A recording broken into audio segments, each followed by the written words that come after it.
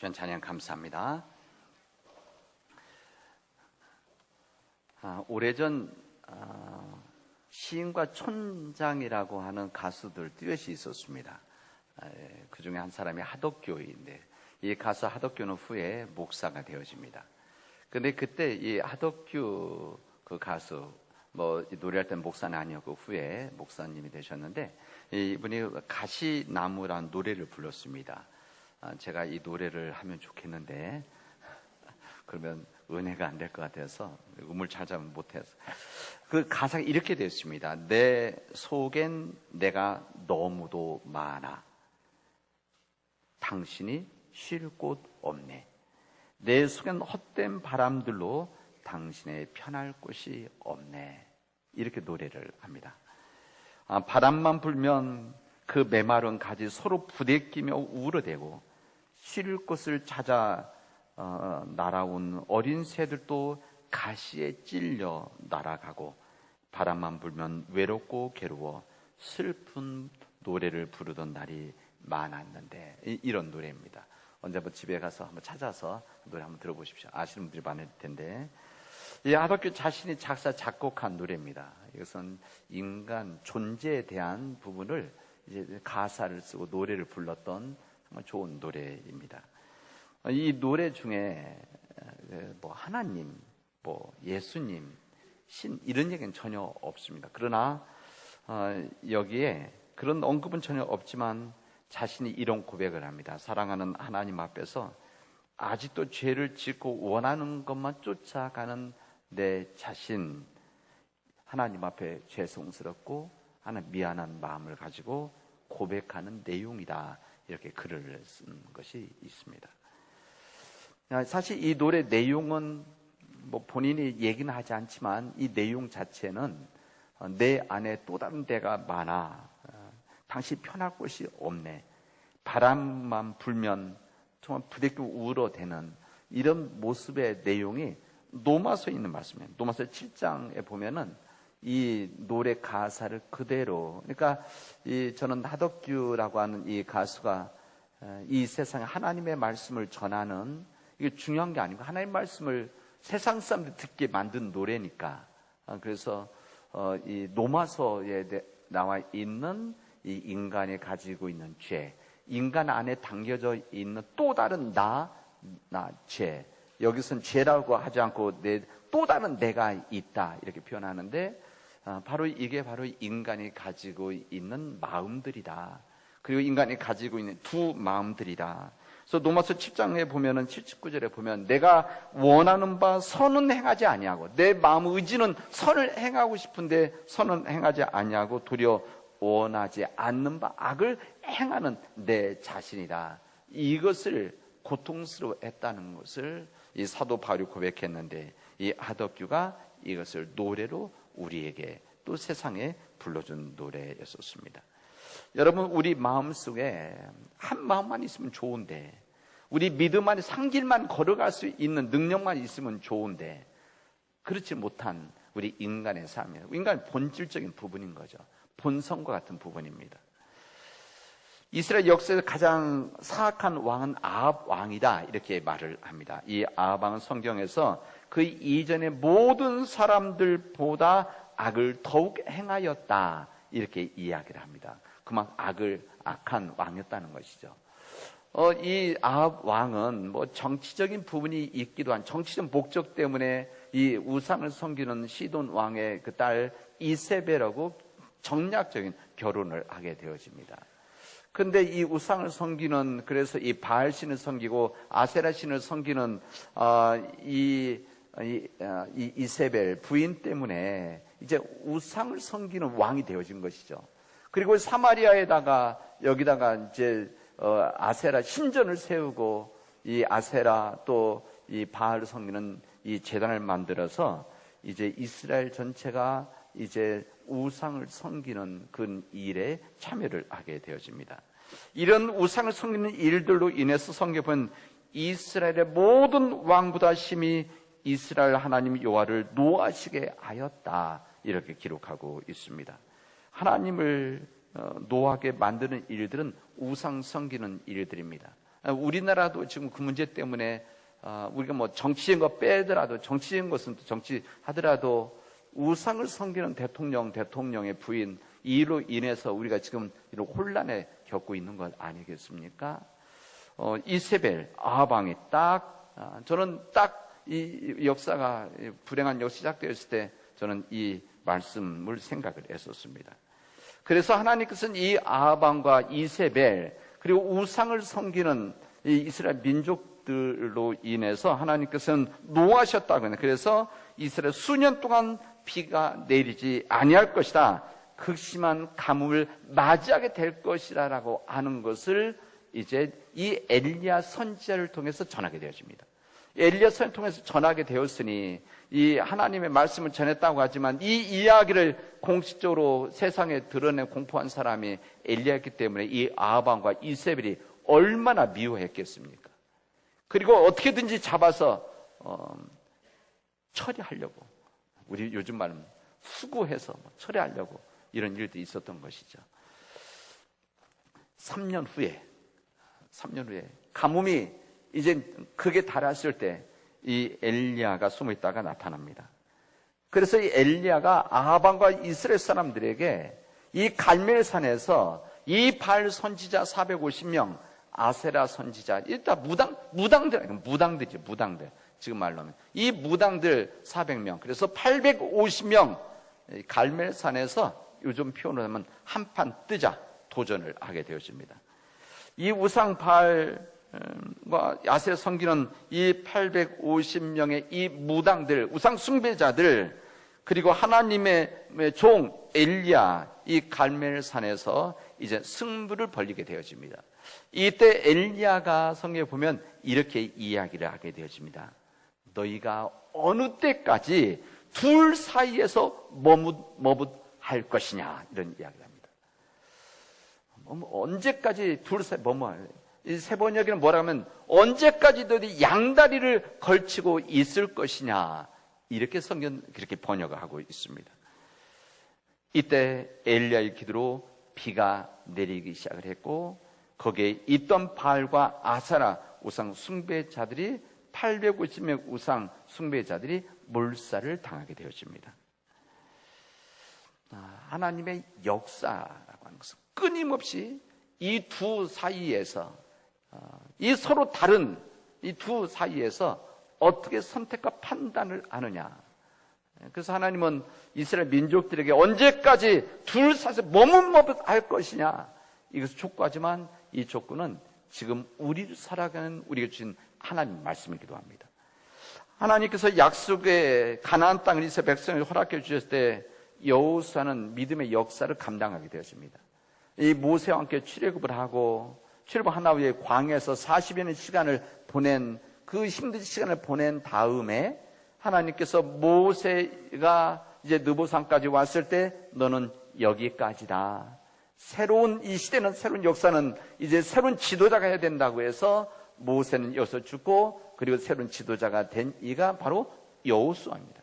이 여호수아는 이제 우리 성경 여호수아 전체가 이 땅을 차지해 나가는 일, 때로는 전쟁도 하고, 때로는 설득도 하고, 때로는 또 사람들이 가서 화친도 맺고, 이래서 그 땅을 차지한 내용과 그 땅을 12지파로 이제 분할해 주는 내용이 나오고, 그 다음 내용이 무엇인가 하면, 이들이 땅을 차지하고 역사가 끝난 다음에 이제 그들이 흩어지기 전에 함께 다 같이 모여서 하나님 앞에 제사를 드립니다.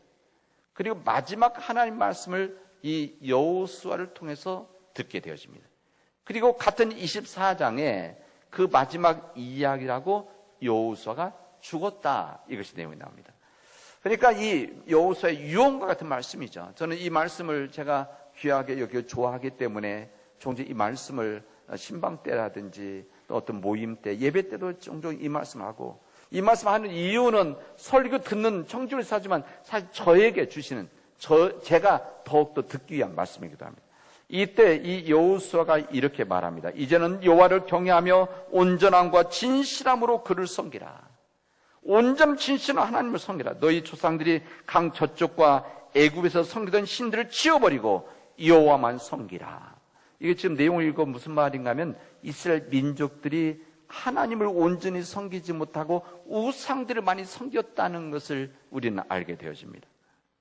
만일 여호와를 섬기는 것이 너에게 좋지 않게 보이거든, 다시 말하면 내가 여호와 하나님을 내 하나님으로 섬기는 것이 나는 좋지 않다, 그러면은 너희들이 원하는 신을 선택을 해라. 너희들이 강 저쪽에 섬기던 신들이든지 지금 거주하고 있는 땅 아무리 족속의 신들이든지 너희가 섬길 자를 오늘 택하라, 이렇게 말씀하십니다. 내일이 아니고 한 달 후가 아니라 1년 후가 아니라 우리가 잘 살고 난 다음에 아니라 지금 오늘 택하라, 이렇게 말씀을 하십니다.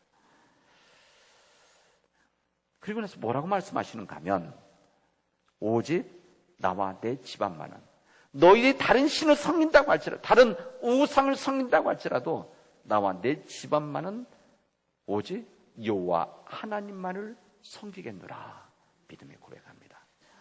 저는 이 믿음의 고백이 우리 믿음의 교우들 안에서 고백되어지기를 바랍니다.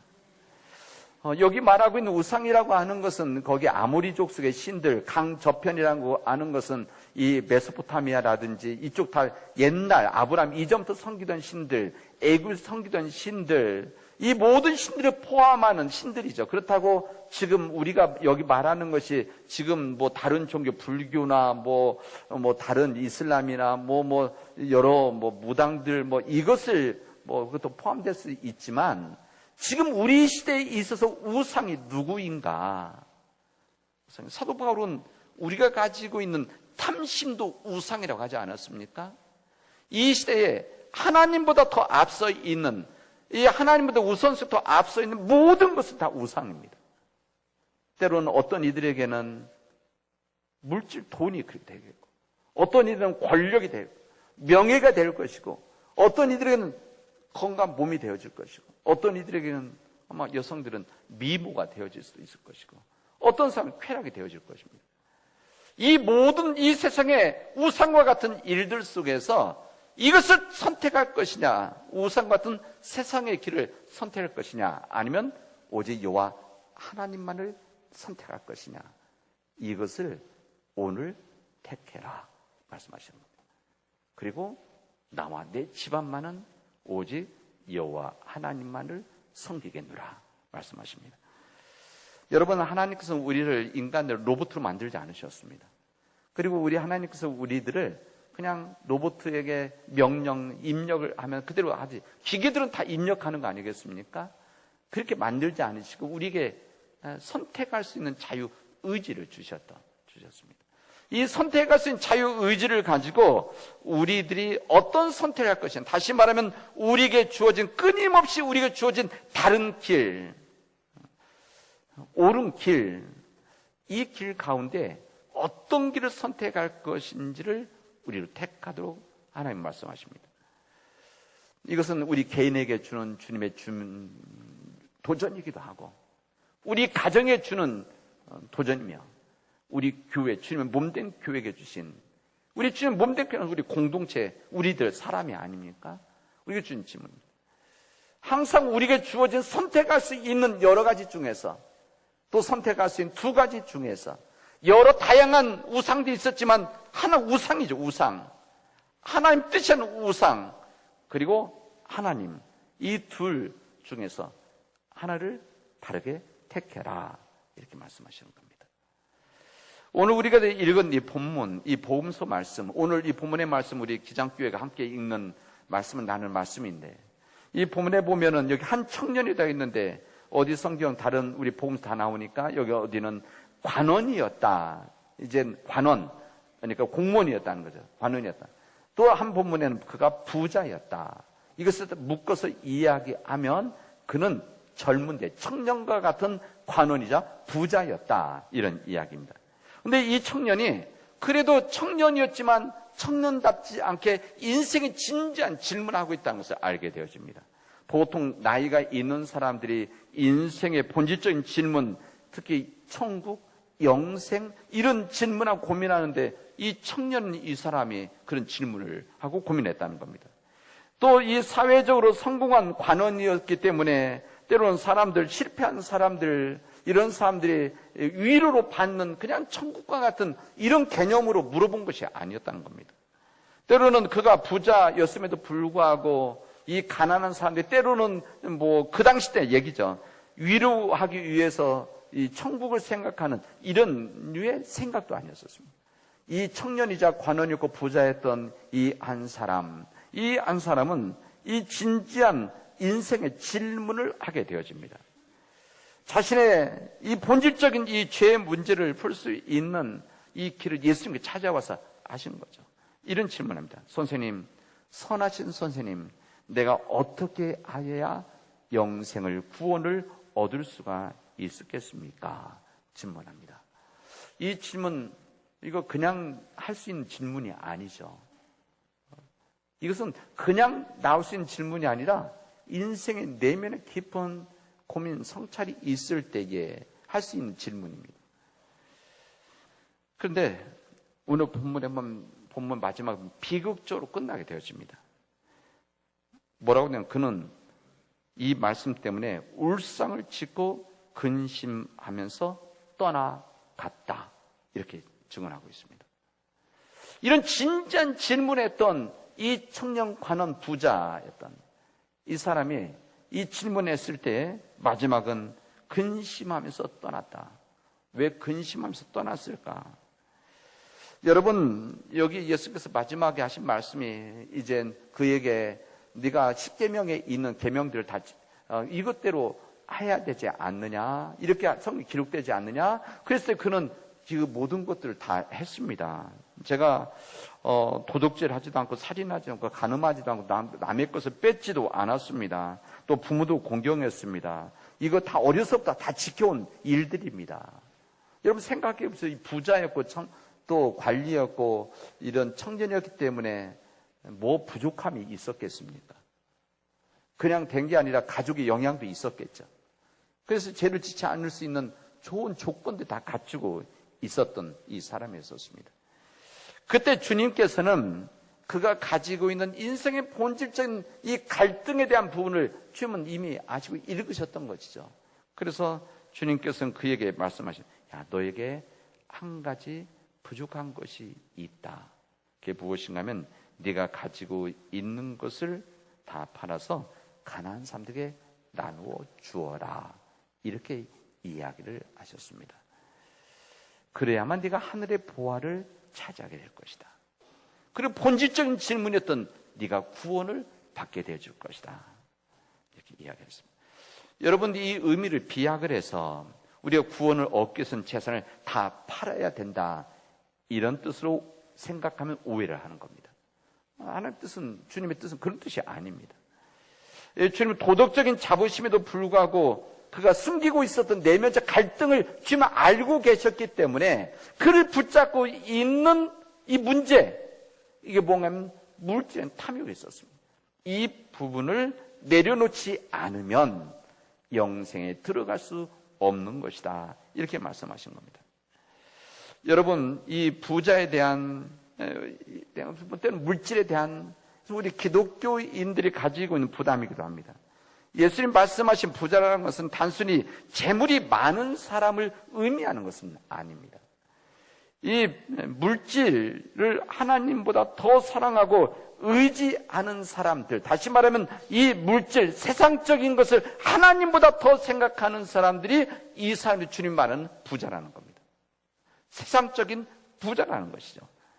아무리 많은 물질과 재물을 가지고 있는 사람이라고 해도 삶의 궁극적인 의미와 목적을 이 소유에 있지 않고 존재에 이것을 가지고 있다고 한다면, 의미를 생각한다고 한다면 이 사람이 참다운 부자라는 이야기입니다.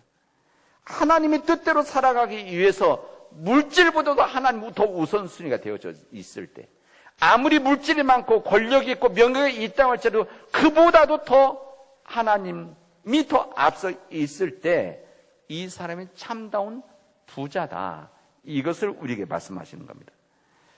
그러나 아무리 가난하고 어렵다고 해도 삶의 궁극적인 목적과 의미를 이 물질에 두고 이것 때문에 갈등하고 이것 때문에 붙잡혀 살아가고 있다면 이 사람은 가난함에도 불구하고 하나님께서 기뻐 받으시는 사람이 아니라는 것을 성경 우리들에게 말씀해 주시고 있습니다.